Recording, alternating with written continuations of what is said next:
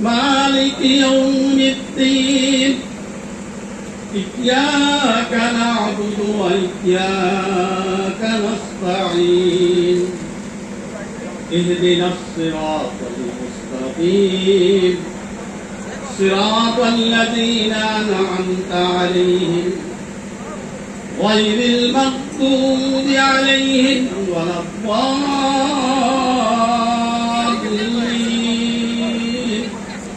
آمين সকল প্রশংসা বিশ্ব ব্ৰহ্মাণ্ডৰ আল্লাহৰ বাবে। মই যেটো শ্লোক পঢ়িলো এটো প্ৰাৰ্থনাহে।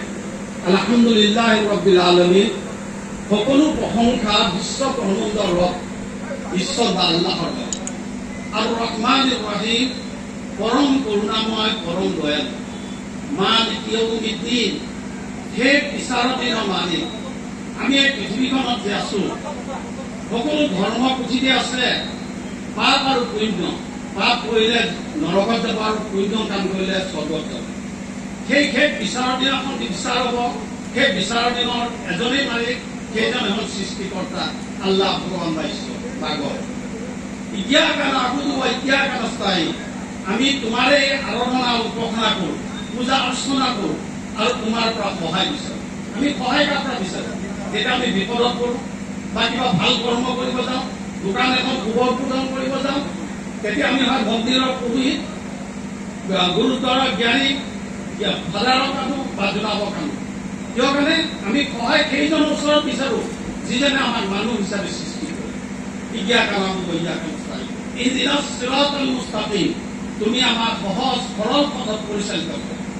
সিরাতাল লাযীনা আন'আমতা আলাইহিম গায়রিল মাগদুবি আলাইহিম ওয়ালাদ-দাল্লিন।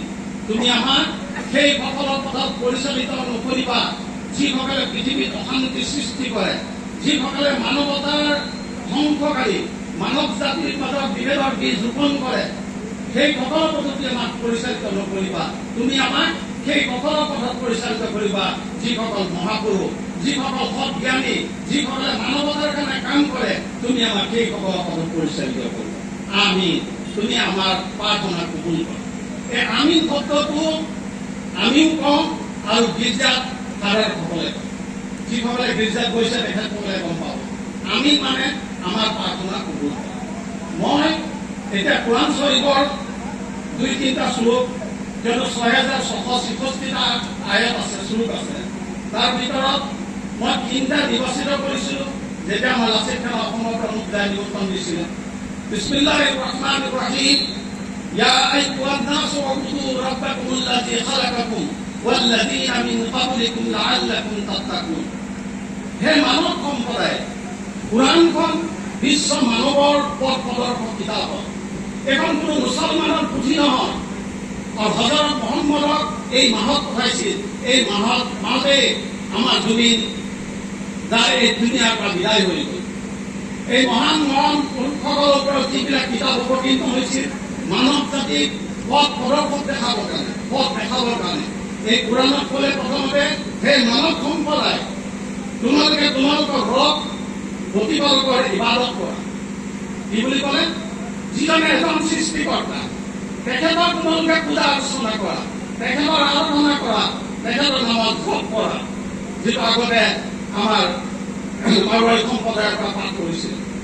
তাৰপিছত ক'লে যিজনে তোমালোকক আৰু তোমালোকৰ পূৰ্বৱৰ্তীসকলক সৃষ্টি কৰিছে। আজি আমাক যে সৃষ্টি কৰিছে, আমাৰ আদি পিতা আদমে ঈভ আছিল। আদামৰ ঈভৰ সম্পৰ্কে বাইবেলত উল্লেখ আছে, কুৰাণত উল্লেখ আছে। বাইবেলত আছে ইছমাঈল আৰু ইছহাক আৰু ইয়াকুব আৰু আসবাত ওমা উতিয়া মুসা আৰু ঈসা। ঈসা সম্পৰ্কে কুৰাণত আছে। যাতে তোমালোকে তাক কোৱা অধিকাৰী হোৱা। তাৰপিছত ক'লে الذي جعل لكم الأرض فراشا والسماء بناء وأنزل من السماء ماء فأخرج به من الثمرات رزقا لكم فلا تجعلوا لله أندادا وأنتم تعلمون। যিজনে তোমালোকৰ বাবে পৃথিৱীখনক বিচনা কৰি আছে। আজি পৃথিৱীখনত আমি চলা ফিৰা কৰি আছো। আমাৰ ভৰিৰ পিঠটো চাওক আৰু পাহাৰত থকা মানুহৰ ভৰিৰ পিঠ চাওক, দুইটাৰ মাজত পাৰ্থক্য আছে। আমাৰ পিঠটো সমান, কিন্তু পাহাৰীয়া মানুহৰ পিছত ভাঁজ ল'ব। পৃথিৱীখন আমাৰ কাৰণে তেখেতে সৃষ্টি কৰি দিছে, বিচনা কৰি দিছে, সমতল কৰি দিছে, আৰু আকাশৰ পৰা পানী বৰষাইছে। আকাশৰ পৰা পানী হৈছে, মাটিৰ তলৰ পৰা পানী হোৱা নাই। মাটিৰ তলৰ পৰা যদি পানী হয় আমি ধ্বংস হৈ যাম। তেখেতে আমাৰ ওপৰত কৰোণা কৰিছে, ৰহম কৰিছে। তাৰ দ্বাৰা তোমালোকৰ জীৱিকাৰ ফালে ফল উৎপাদন কৰিছে। এই বৰষুণৰ পানী লহা কৰাৰ লগে লগে মৰুভূমি মাটি যি হৈ উঠে নে নহয়, ফল মূল হয় নে নহয়, সেই ফল মূল জীৱ জগতৰ কাৰণে তেখেতে সৃষ্টি কৰিছে। তো গতিকে তোমালোকে জানি শুনি কাকো আল্লাহৰ সমকক্ষ কৰি থিয় নকৰিবা। তেখেতে আকৌ সতৰ্ক কৰিছে। তাৰপিছত শেষত এতিয়া আয়াতত আল্লাহে ক'লে, ইয়া আইয়ুহান নাসু তাকু ৰাব্বাকুমুল্লাযী খালাকাকুম মিন নাফসিন ওয়াহিদাতিন ওয়া খালাকা মিনহা জাওজাহা ওয়া বাসসা মিনহুমা রিজালান কাসীরান ওয়া নিসা ওয়াত্তাকুল্লাহা আল্লাযী তাসাআলুনা বিহি ওয়াল আরহাম ইন্নাল্লাহা কানা আলাইকুম রাকিবা। হে মানৱ, তোমালোকে নিজ প্ৰতিপালকক তাকৱা অৱলম্বন কৰা। তাকৱা মানে ভয় কৰা। তাকৱা শব্দটোৰ অৰ্থ হ'ল ভয় কৰা। আমি সৃষ্টিকৰ্তাক দেখা নাই, কিন্তু সৃষ্টিকৰ্তাই আমাক দেখি আছে। আমাক ভয় কৰিব কৈছে প্ৰতিটো ছেকেণ্ডত কেতিয়া আমাৰ মৃত্যু হৈ যায় আমি ক'ব নোৱাৰোঁ। যেনেকৈ জুবিনদাই আজি ভাল কৰ্ম কৰি যোৱাৰ কাৰণে অসমত আজি হিন্দু মুছলমান শিখ ইঠাই শেষ হৈ গ'ল। আজি আমি সকলো মানুহ, আজি আমি সকলো অসমীয়াই আজি প্ৰতিজন মানুহৰ হৃদয় কান্দি উঠিছে নে নাই? তেখেতে কি কৰ্ম কৰিছিল? তেখেতে মানৱতাৰ কৰ্ম কৰি গৈছিল। সেইকাৰণে আল্লাহ তাআলাই ক'লে যে তাকৱা ভয় অৱলম্বন কৰা, যিজনে তোমালোকক এটি প্ৰাণৰ পৰা সৃষ্টি কৰিছে। আজি আমাৰ আদি পিতা হ'ল আদমে ঈদ। তাৰপৰা আপুনি হিন্দু মুছলিম শিখ ইছাই আমি জন্ম সূত্ৰে ভাই ভাই। ইয়াত ভাগ ভাগ নাই। তেখেতৰ শাসন সমান। যিজনে পৃথিৱীখনত ভাল কৰ্ম কৰিব তেখেতে পৃথিৱীতেই তাৰ প্ৰতিফলন পাব, আৰু যোনে অপকৰ্ম কৰিব এই পৃথিৱীতে সি তাৰ ফল পাব। প্ৰাণৰ সৃষ্টি কৰে, তাৰ পৰাই তেওঁ স্ত্ৰীক সৃষ্টি কৰিছে, আৰু তোমালোক দুজনৰ পৰাই বহুতো নৰনাৰী বিস্তাৰ কৰিছে। আৰু তোমালোকে আল্লাহৰ তাকৱা অৱলম্বন কৰা, তেওঁৰ যাৰ নাম তোমাই দি তোমালোকে খৰচ কৰি অধিকাৰ সাব্যস্ত কৰা। আজি যে আমি অধিকাৰ সাব্যস্ত কৰিছোঁ, যেনেকৈ ল'ৰা ছোৱালীয়ে মাক বাপেকৰ ওপৰত অধিকাৰ সাব্যস্ত কৰিছে, যেনেকৈ দোকানৰ কৰ্মচাৰী মালিকে কৰ্মচাৰীৰ ওপৰত অধিকাৰ সাব্যস্ত কৰিছে, যেনেকৈ চৰকাৰে আমাৰ ওপৰত সাব্যস্ত কৰিছে, টেক্স দিব লাগিব, কৰিছে না? এই অধিকাৰটো আমাক কোনে দিছে? এই অধিকাৰটো আমাক সেই সৃষ্টিকৰ্তাই দিছে, যিজনে আমাক মানুহ হিচাপে সৃষ্টি কৰিছে। তাৰপিছত তেখেতে ক'লে তাকো অৱলম্বন কৰা ৰক্ত সম্পৰ্কীয় আত্মীয়তাৰ বিষয়ে। আজি চাওক, যেতিয়া আমাৰ মাজত টকা পইচা বেছি হৈ যায়, তেতিয়া আমি আমাৰ সমাজৰ বা আমাৰ ঘৰৰ বংশৰ দুখীয়া মানুহজনৰ আত্মীয় স্বজনৰ পৰা আমি বঞ্চিত কৰোঁ নে নকৰোঁ? কৰিতো নহয়। যেতিয়া সমাজৰ এজন ধনী হৈ যায়, তাৰ ঘৰৰ গৰীবজন বংশৰ তাৰ লগত কিন্তু সৃষ্টিকৰ্তাই কৈছে তোমাৰ আত্মীয় সম্পৰ্ক তুমি বিচ্ছিন্ন নকৰিবা। মই যদি গোটেই সমাজৰ মানুহখিনিক একত্ৰিত কৰি লৈছোঁ, কিন্তু মোৰ যদি বংশ পৰিয়ালৰ মানুহৰ লগত যদি মোৰ খুব সম্পৰ্ক নাই, মই আদৰ্শ মানুহ হ'ব নোৱাৰোঁ, মই ধাৰ্মিক হ'ব নোৱাৰোঁ। মই ধাৰ্মিক তেতিয়াই হ'ব পাৰিম যেতিয়া মই নিজৰ প্ৰাপ্য, নিজৰ অধিকাৰ যিটো মোৰ ওপৰত আছে মই যাতে আদায় কৰিব পাৰোঁ। নিশ্চয় আল্লাহে তোমালোকক পৰ্যবেক্ষণ কৰে। আল্লাহ তাবাৰক তাআলাই আমাক সকলোকে চাই আছে। আল্লাহ তাআলাই এটি পুৰাণৰ এটি সূৰা আছে, সূৰা আসৰ। আসৰ মানে হ'ল সময়ৰ সময়।